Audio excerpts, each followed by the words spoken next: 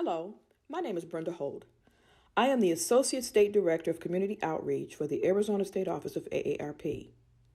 And while February is officially Black History Month, AARP began the celebration with the observance of Dr. Martin Luther King Jr.'s birthday on January 15th and continues the celebration through February 28th. AARP strives to develop a year-round appreciation of Black history, life, and culture by spotlighting some of the great innovations and contributions African Americans have made, such as what you'll see today. We are glad you could join us in order to keep the celebration and acknowledgments moving forward, and we would also like to thank Boom Goddess Radio for the opportunity to collaborate. We hope you enjoyed today's program. Be safe and be well.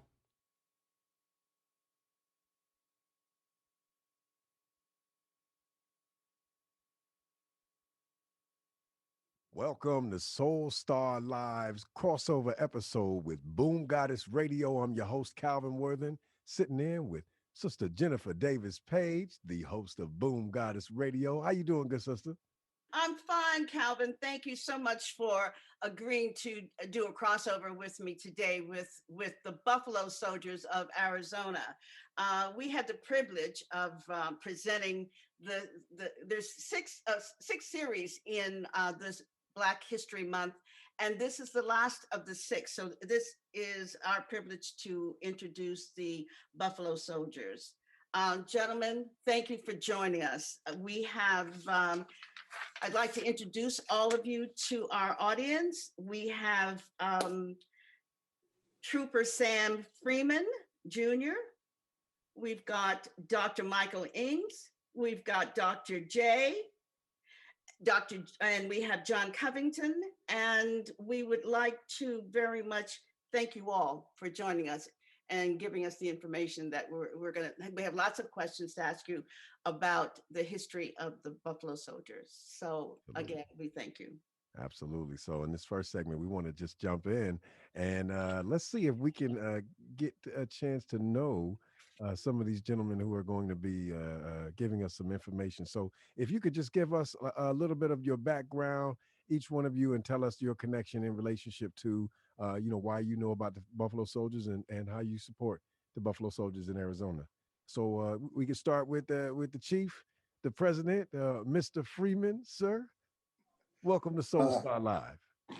Sam Freeman Jr. I'm retired Air Force, and I moved to Tucson in 1996 from Berlin.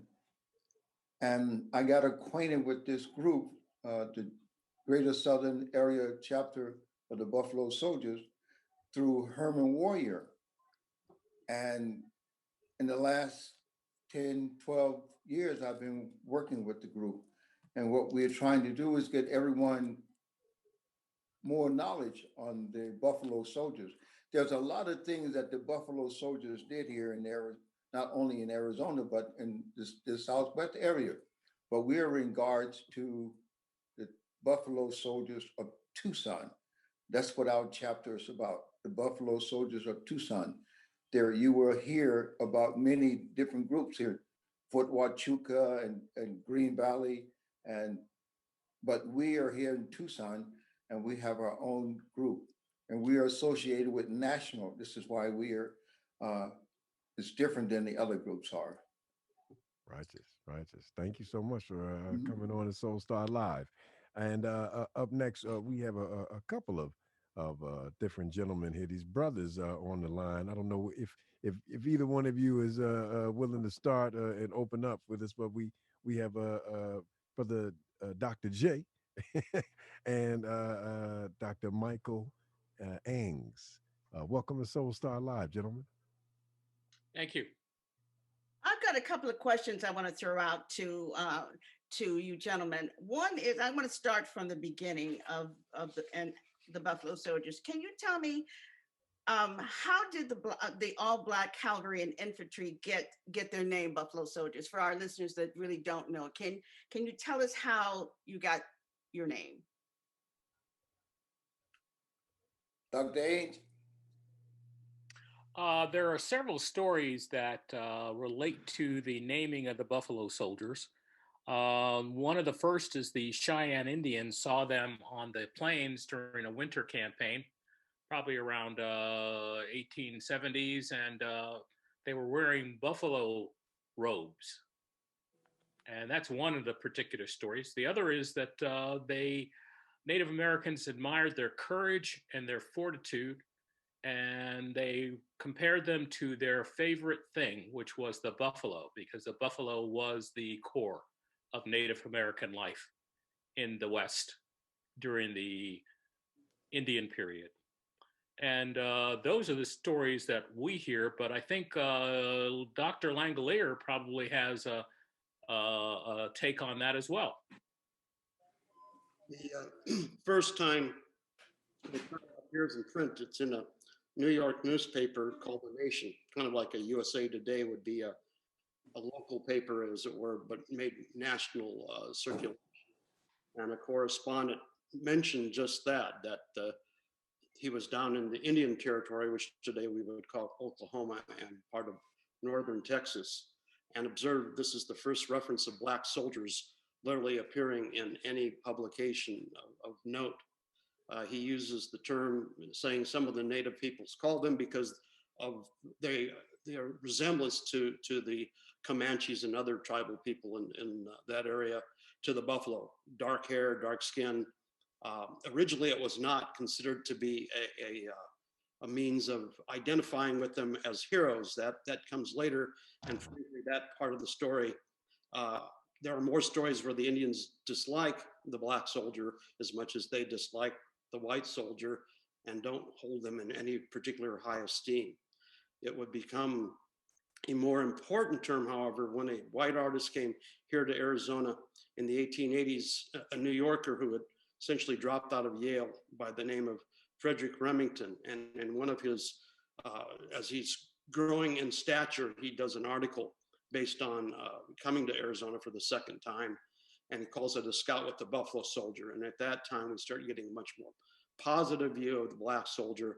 And for the first time, a national and international audience introduced to a topic that they had never heard of, and regrettably would kind of disappear into the woodworks until the civil rights movement again in the 1960s, when the term becomes more popular and seen, thank goodness, more and more from that time period. Now, what percentage of the Army was made up of the Buffalo Soldiers originally? 2 out of every 10 cavalrymen was a Black soldier after 1866. And approximately 2 out of every 24 to 25 infantrymen were African Americans who had come into the service for the first time in 1866. Prior to that, discrimination did not allow Blacks into the US Army. However, the Navy always had African Americans serving from the time of the American Revolution till this day. Now, Charles Young was the first leader of the Buffalo Soldiers. Is that correct? No, that's not correct. No. Henry O. Flipper West Point was the first serving the Buffalo Soldiers. Henry O. Flipper was the first Black graduate of West Point. Okay. And Henry John Hanks Alexander was the second graduate of West Point. And then Charles Young was the third graduate of West Point. Henry O. Flipper was the first Black officer associated with the Buffalo Soldiers, or I can't remember if it was the 9th or 10th Cavalry. John Hanks Alexander, there's not that much background information on him because he lived a very short life. And then Charles Young, yes, Charles Young had a deep and brilliant career.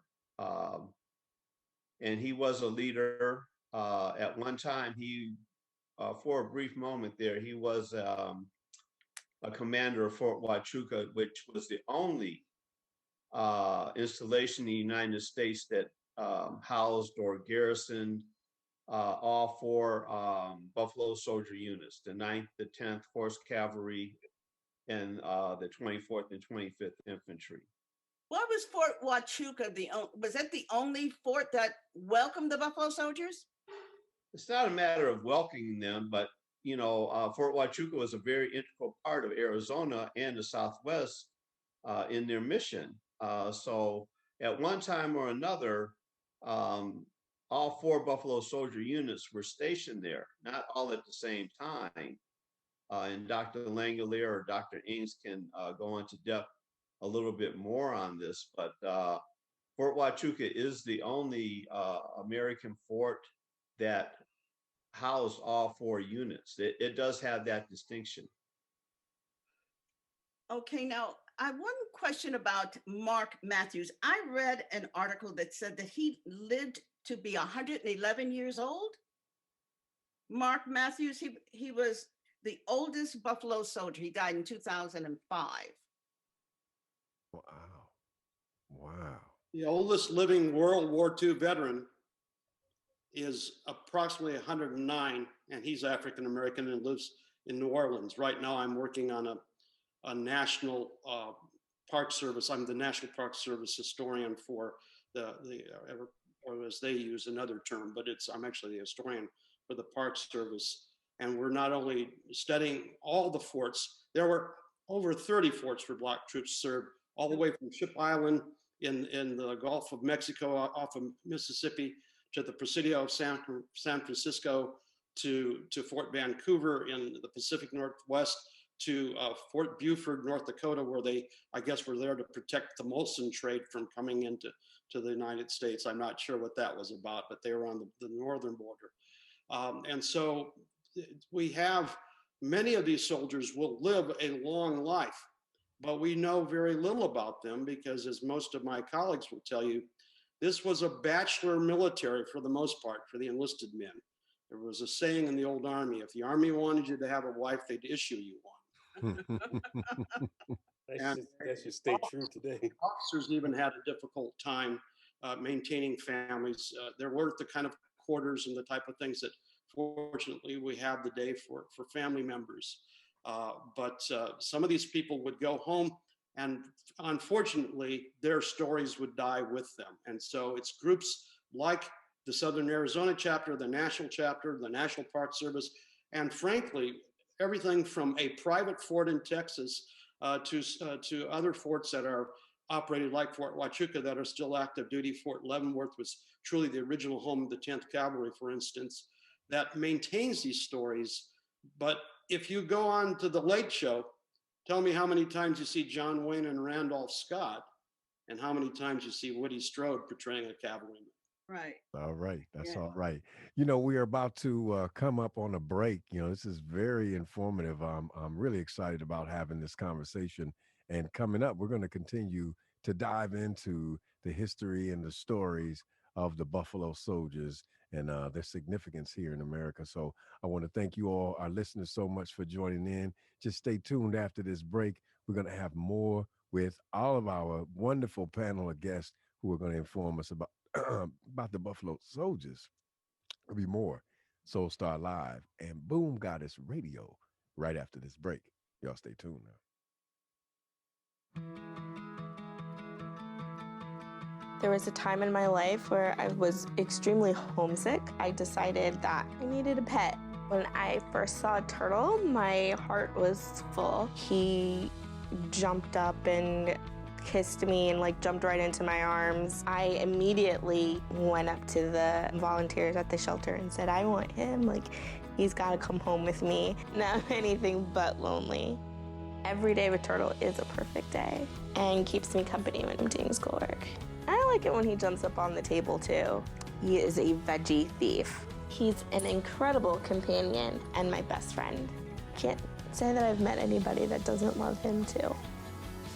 When I adopted Turtle, I discovered all the things that make him unique. He's a little bit of a lot of things, but mostly he's all pure love.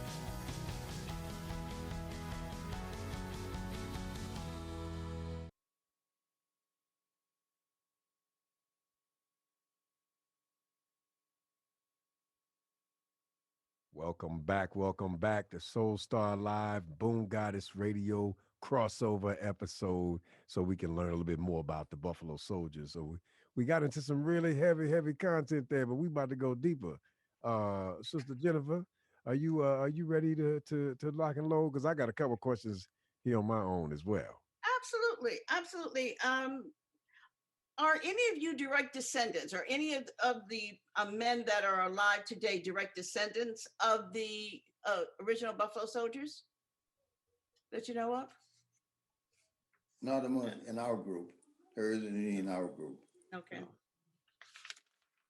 The only claim to fame I have is that my great aunt was the first black school teacher in Detroit.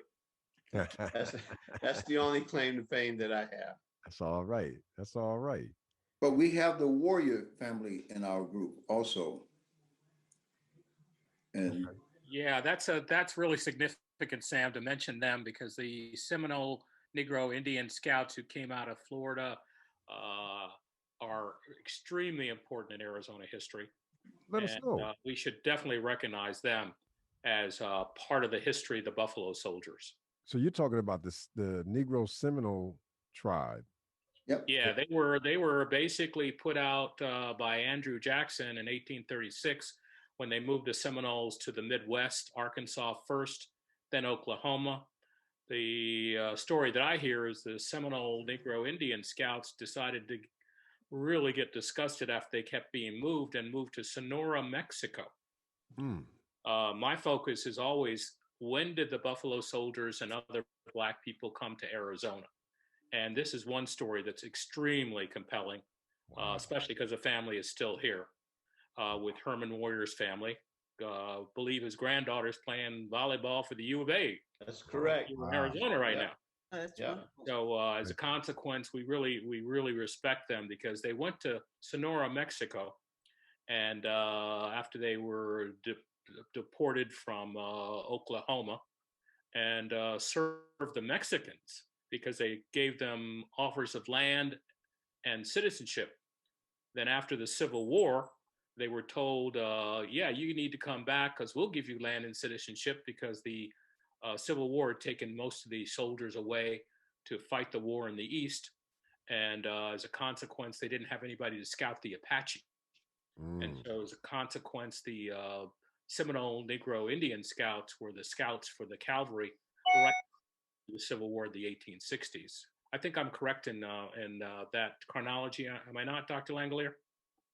Well, essentially, they begin in the 70s in Texas. They actually are not active in Arizona at all. But I would recommend the viewers and the readers out there to get Kevin Mulroy, Mulroy's book, Freedom on the Border. It is the definitive book on the so-called Maroon Society, looks at the whole aspect of the Seminole Negroes as they were referred to back in the 19th and early 20th century, as well as an excellent section on the Scouts, several of whom were Medal of Honor recipients. What's the name of that book again? The book is called Freedom on the Border by Dr. Kevin Mulroy. If you ever see Kevin, he looks like the fifth Beatle that never played with them. He's a charming British gentleman from Sheffield, England. So Arizona has a pretty significant connection with the story of the Buffalo Soldiers, like their narrative. Are there any snippets of some juicy details that we can find out about the Buffalo Soldiers' interactions and how they were received even by the inhabitants here, that they were either, to protect or to, help to move along somewhere?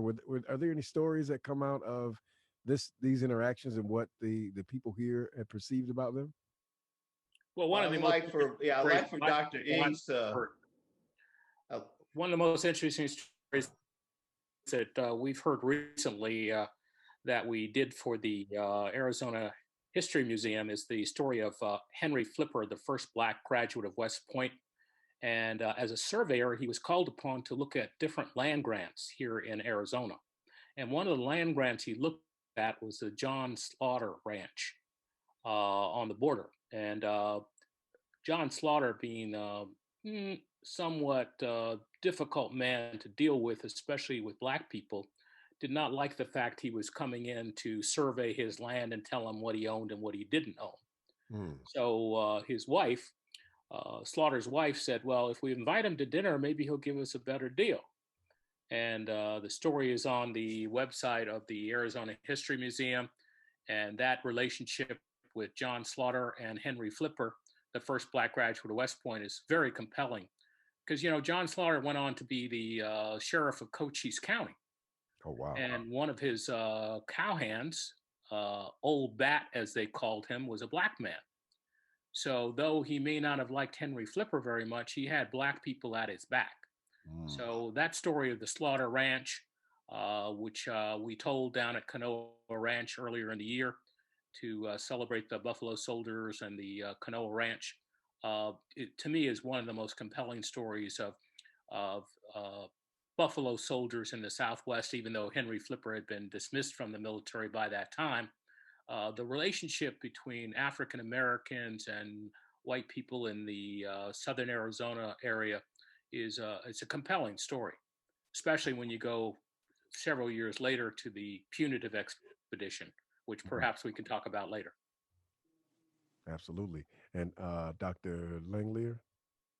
The other story that is very related to what Michael has just mentioned is that Slaughter's ranch was massive, and it literally ran on both sides of the border.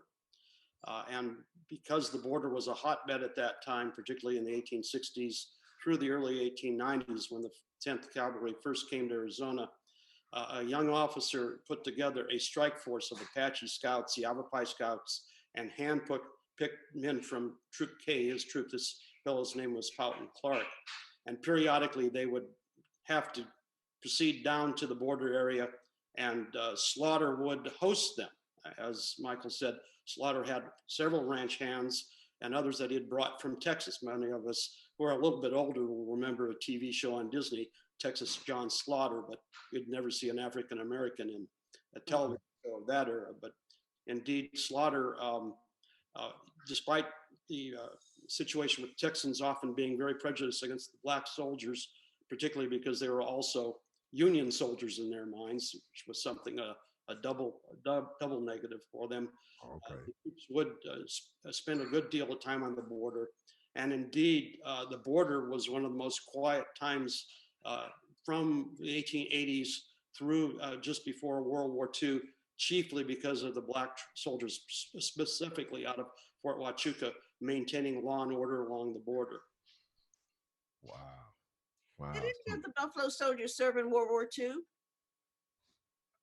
Yes, there were many African Americans that served in World War II. As a matter of fact, I just was part of an interview with a 102-year-old first lieutenant who was a member of the Women's Army Corps. Very rare, because there were only 600 officers in the entire Women's Army Corps during the war. But there were the famous Tuskegee Airmen, the troops that we tend to refer to as Buffalo Soldiers, the 9th and 10th Cavalry, and as John said, the 24th and 25th Infantry, tended to maintain stateside border work, although several of the units were finally sent over to North Africa and then into the European theater of operations. Okay. Yeah, if you look at Spike Lee's novel, Miracle at St. Anne's, you'll get a really good view. The movie as well will give you a really good view of some of the service that the black troops did in World War II and how they fought all the way up the Italian peninsula.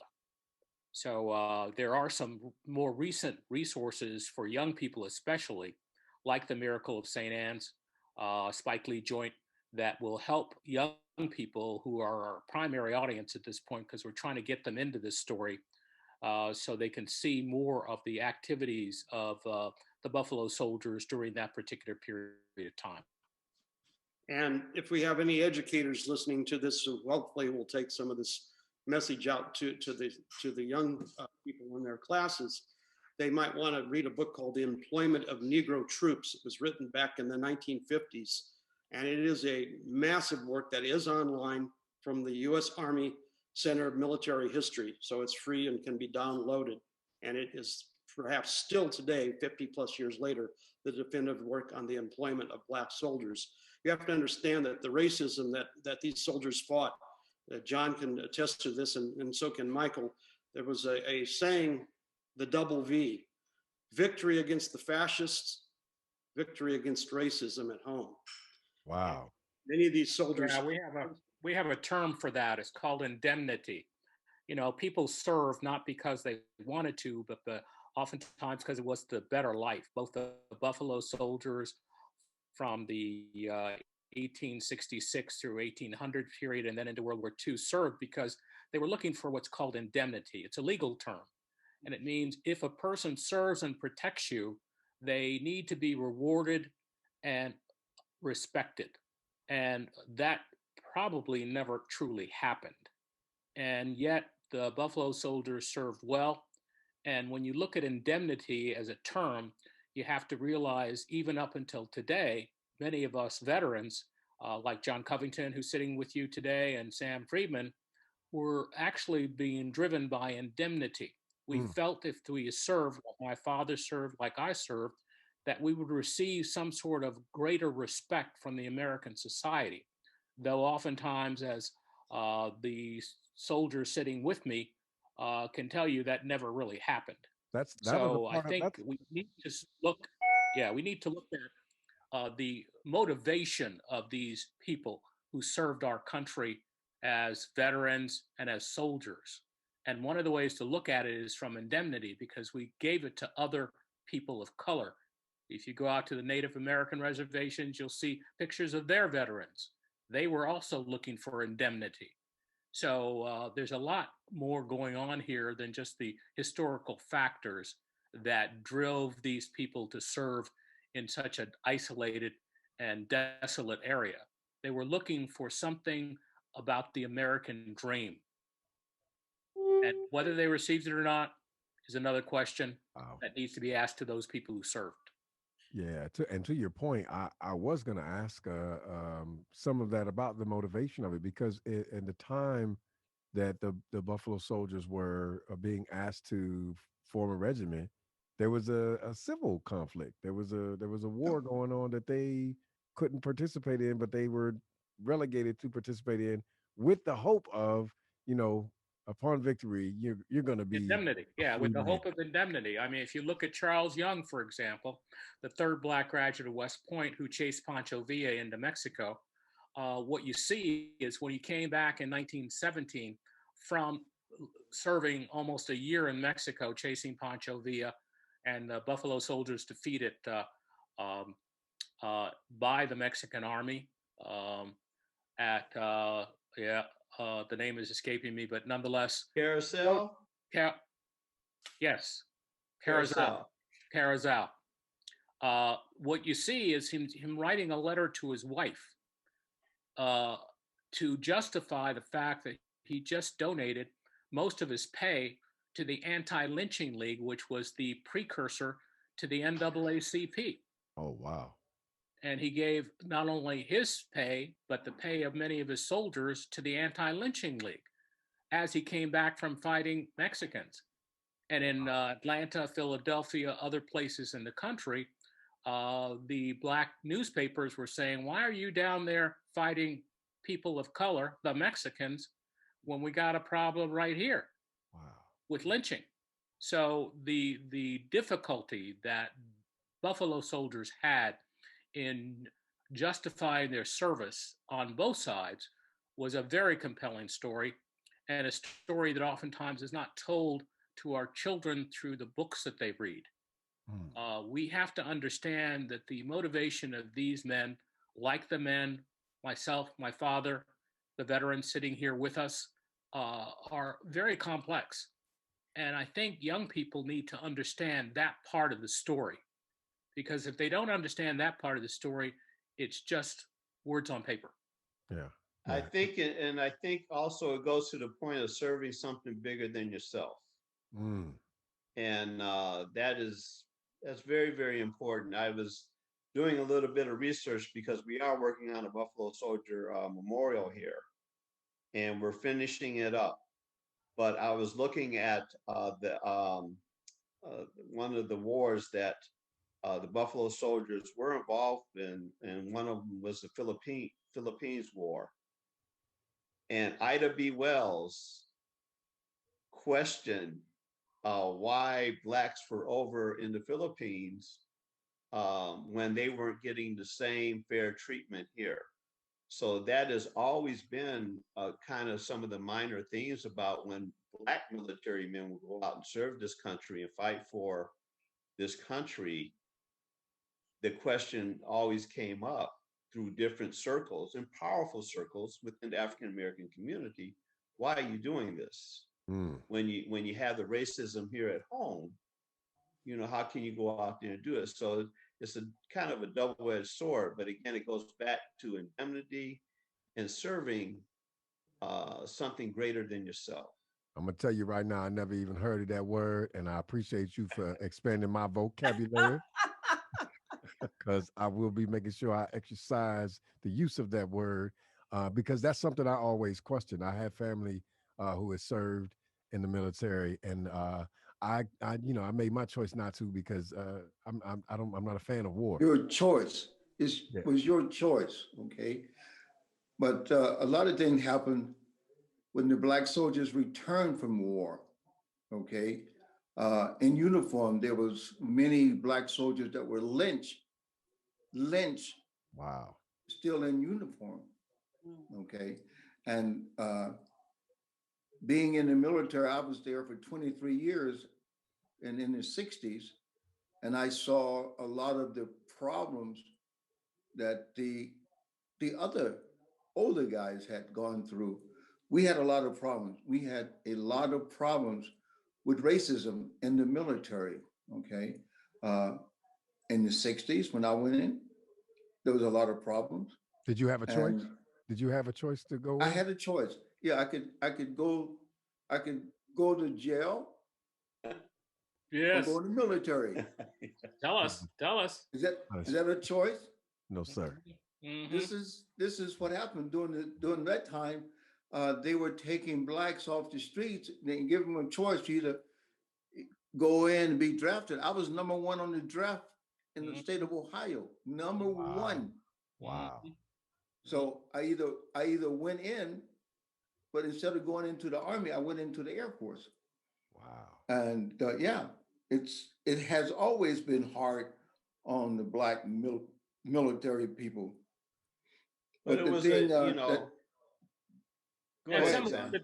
many of us didn't have that kind of choice. My father, for example, served in World War II, went to Germany when I was a kid because he was working in the steel mills of Pittsburgh and Newcastle, Pennsylvania, and he hurt his hand. And my mom and my grandma said, "Listen, they're going to kill you in that steel mill.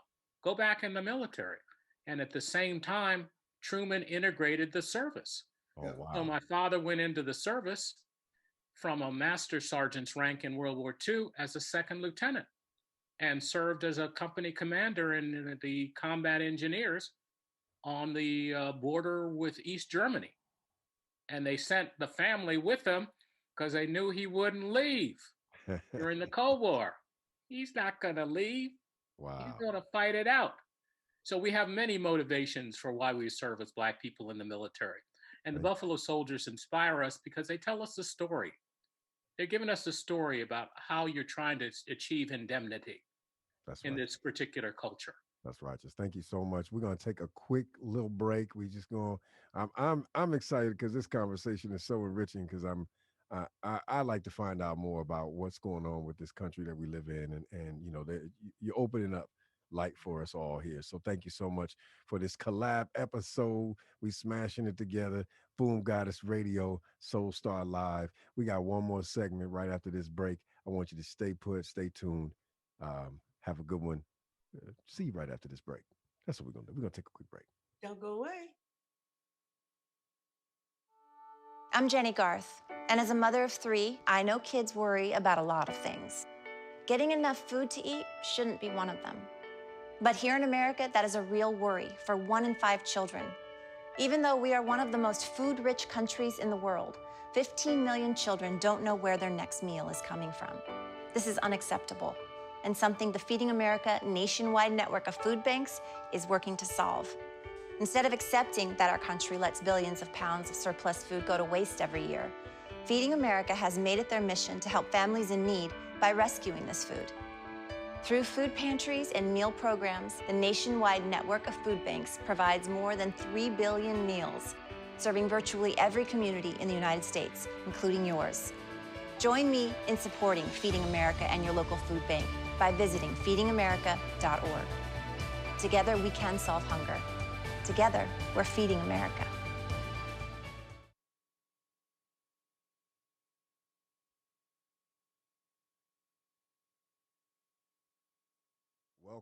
Welcome back. Soul Star Live and Boom Goddess Radio collab show to discuss the famous and more obscure to the rest of us, Buffalo Soldiers. And so thank you so much for listening in. Sister Jennifer, I'm excited about this conversation because I feel like we need to dive right in because this was such a mystery to me. I feel like I done learned something new already. Well, that was the whole point of having this program, is have you and all of our listeners learn something about the Buffalo Soldiers. Walt Richardson, you had some questions for the gentleman? Yeah. First of all, I just wanted to thank all of you for the work that you're doing and keeping the story alive as a part of the history, because it's very important that this idea of the American dream and everybody who's participated in it, all of the stories get up front. So what you're doing is vitally and vitally important in talking to the youth. I was hoping to get my nephew on to have him in the discussion, because there's a huge disconnect in what's going on in the planet today as far as politics, as far as how we move forward. The stories are all getting blurred. The lines are, there's all this, there's a movement to keep the information in a certain place, but yet we're in the information age, and this is the time when all this needs to come out. Mm-hmm. A lot of things that you said have touched my heart, because I am the oldest of 8 of a military family. We grew up in the Air Force. My father is a retired Chief Master Sergeant in the Air Force of 32 years.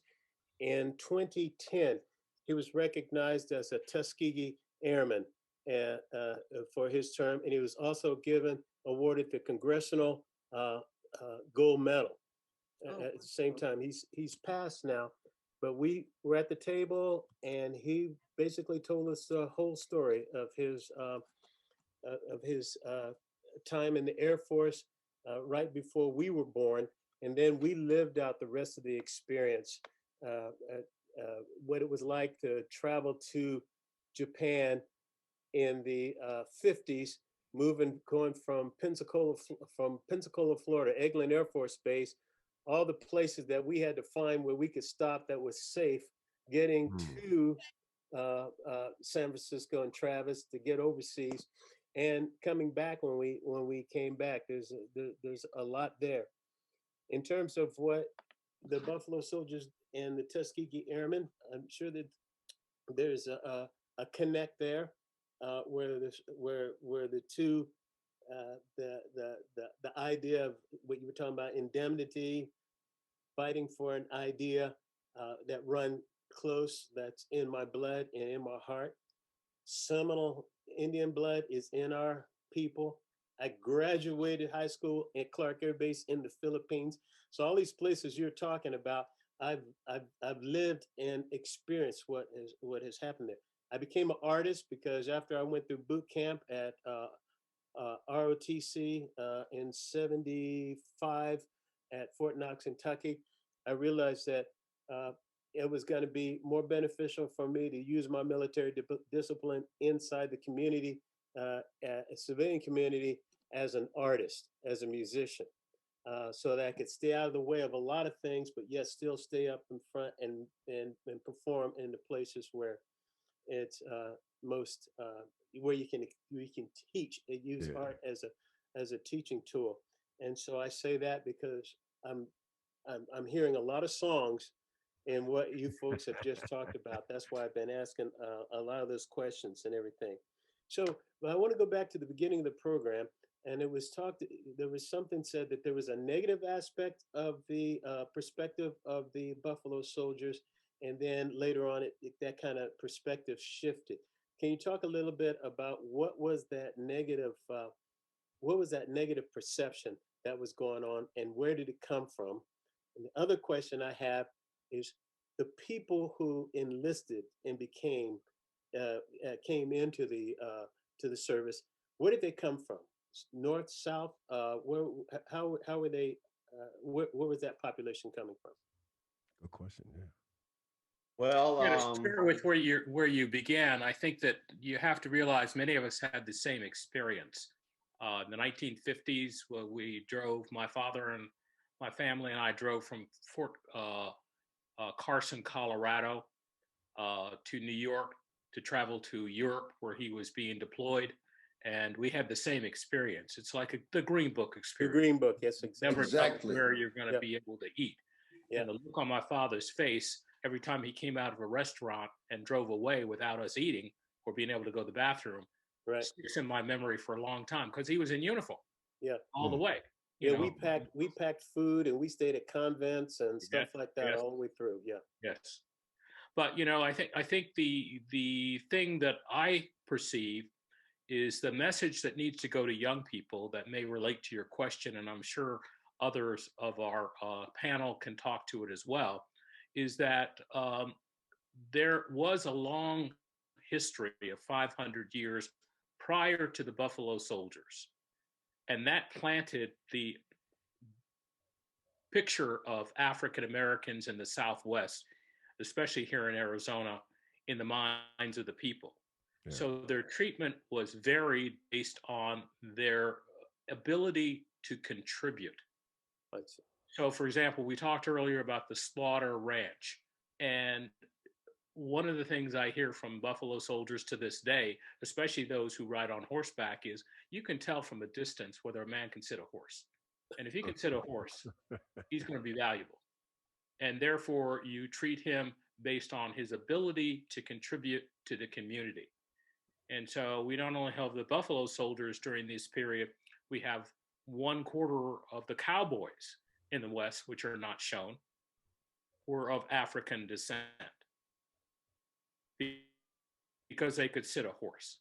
You also don't tell the story, as you talk about the Buffalo Soldiers, of the women. They weren't living exclusively on bacon, beans, and hardtack. Many times behind them were Black women who were planting the gardens at Fort Huachuca, which we've discovered. Oh, wow. Planting the food that we still eat. So Right. my wife and I are doing studies of the foodstuffs that people ate, because they weren't just women, there were men as well. And Kathy Williams was not the only one. Granted, she served in the Buffalo Soldier units, but there were women behind them. You look at a picture of the Fort Huachuca Choir of 1924, 7 years after the punitive expedition, and the men surrounding the women.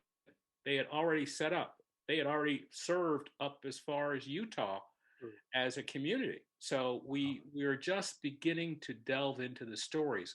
And I think the important point for me is this is a story about free people. It's not a slave narrative. Thank you. Which we're bringing from the East to Thank talk you for about. that. I appreciate that. See, it's about a free people. And kids nowadays need to hear about free Black people back in time, as well as the Buffalo Soldiers. That's right. That's right. You also asked about, where these soldiers came from. It brings me back to the movie of Glory, which is a great movie. But Blacks had always served in the military. From the first casualty of the Revolutionary War was Christmas Attic. Yeah. So we always have served in the military.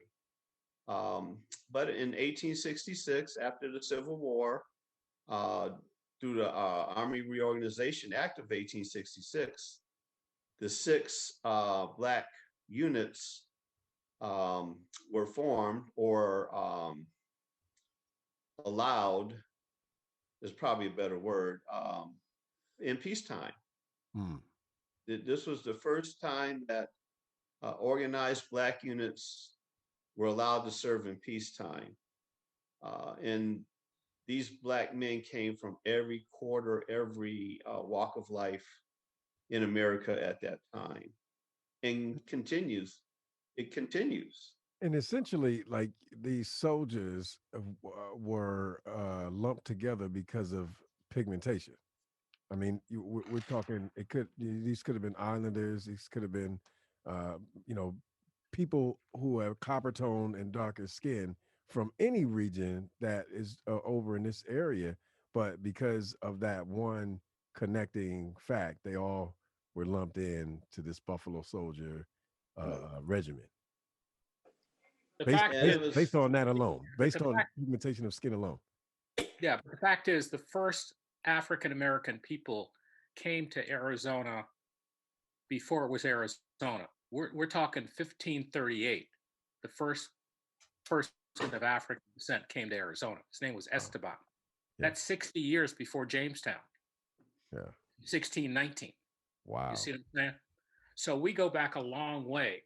So I don't want to steal the story from the Buffalo Soldiers, but if we're going to talk to kids, we got to make sure they understand the story of free people who came here before slaves came to Jamestown in 1619. Right. Perhaps we need to have another program. I think so. I think we need to have another program. So so that's valuable information to our young people. Before our clock ticks down on us, let me just ask you about Kathy Williams. We talked a little, you mentioned her name. Like someone to tell me the story about Kathy. John?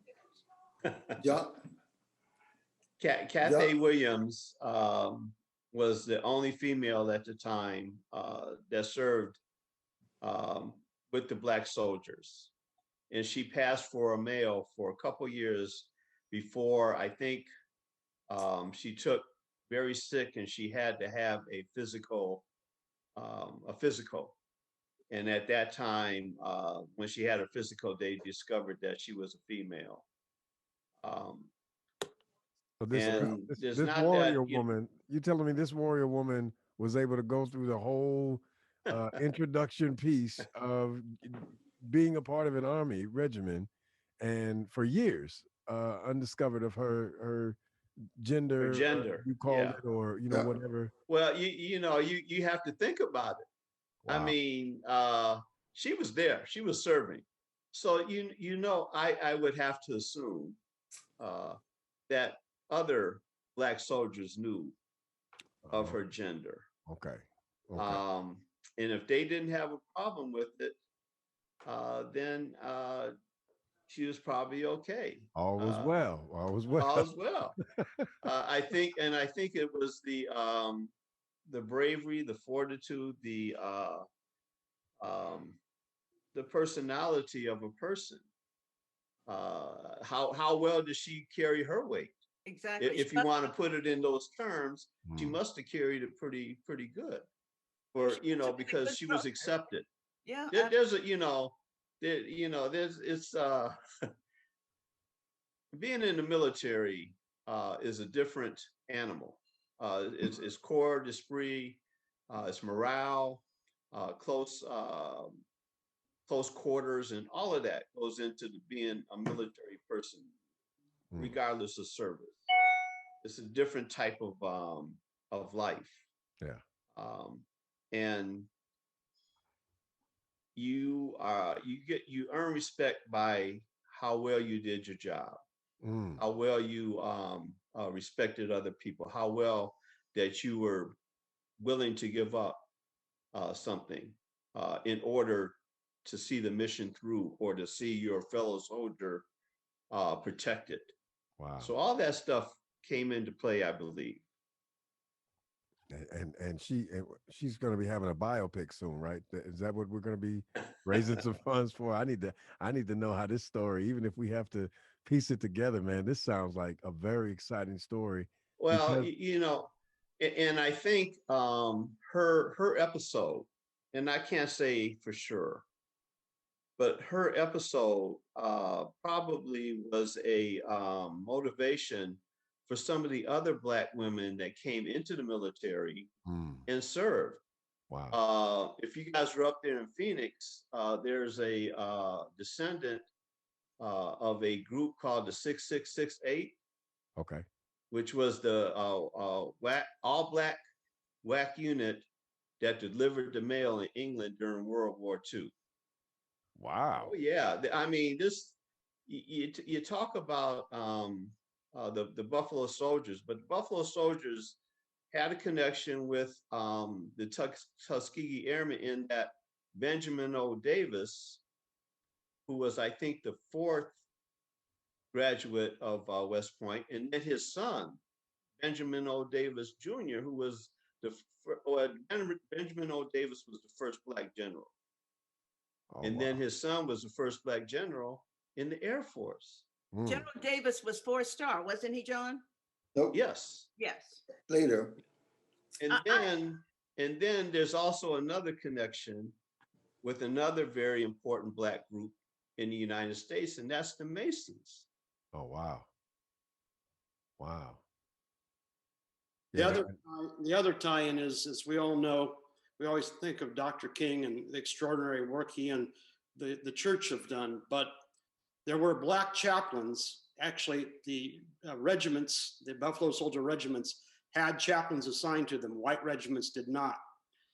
In theory, those chaplains were not only the spiritual leader of that unit, but they were the school teachers. They ran the library. And going back to what Dr. Engs was saying, this was one possibility coming out of dreadful experiences, whether you were working in the factories in Massachusetts or having been with an enslaved family prior to the war, a chance for education and betterment long before Tuskegee became a major school with the others preaching that. The Black chaplains were extraordinary. Chaplain Ellensworth, who served here in Arizona and was a circuit rider in some respects, would go to these soldiers. He started what many of the people in this group would recognize as an Operation Bootstraps, how soldiers would learn more than just soldierly skills, but skills to go out into the world afterwards, to run businesses, to have jobs that were not demeaning, but were actual jobs to make a living and be someone in their families. And these chaplains were all extraordinary in their own way. One of the chaplains, Chaplain Stewart, his wife was a Black woman, of course, because in those days you didn't have much choice. You could be lynched or go to jail. His wife was an MD. Wow.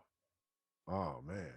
We only have a couple of minutes left. I have one quick question. I've not had the opportunity to visit the National Museum of African American History and Culture in DC. And can you tell me how are the Buffalo Soldiers' military contributions and cultural impact displayed at the museum? Anybody? Very minimally. I was there 2 summers ago, and they are portrayed very minimally. Much of the history of Arizona, including the Buffalo Soldiers, is seen as Mexican history, not American history, because this was Spanish territory for so long. And so I didn't see a good representation. I think that's why this story is so compelling, is that we in Arizona really need to tell the story of how we were one of the first places that Black people had an influence in what is now the continental United States, instead of relegating it to Mexican history. Yeah, thank you so There's much. a museum. We have to take we have to close the episode of the show, gentlemen. I'm going to steal another 30 seconds, though, but because I want to thank all of you. I can't close out without Calvin and I. This has been so great. Yeah. For sharing these amazing stories and coming to Boom Goddess Radio and Soul Star Live. And I want to know if you'll come back. We just ran out of time. We haven't run out of stories. So please come back. Be willing to do that very much so. But one quick plug, Tucson, BuffaloSoldierMemorial.com. That's righteous. All right. Yes. That's what we're working on here in Tucson. It's going to be reality, hopefully the first week of May. Thank you so much. We appreciate you all together, Mr. Freeman, retired Air Force, Dr. Michael Engs, Dr. J, Dr. John Langellier, good brother, retired Air Force, John Covington. And we want a special thanks for Walt Richardson II for showing up and giving us a good question. Sister Jennifer Davis Page of Boom Goddess Radio, thank you for co-hosting with me. Thank you, Calvin, and thank you, gentlemen, very much. This has been another episode of Soul Star Live and Boom Goddess Radio, the collab. Thank you so much for tuning in. Have a great week and good night.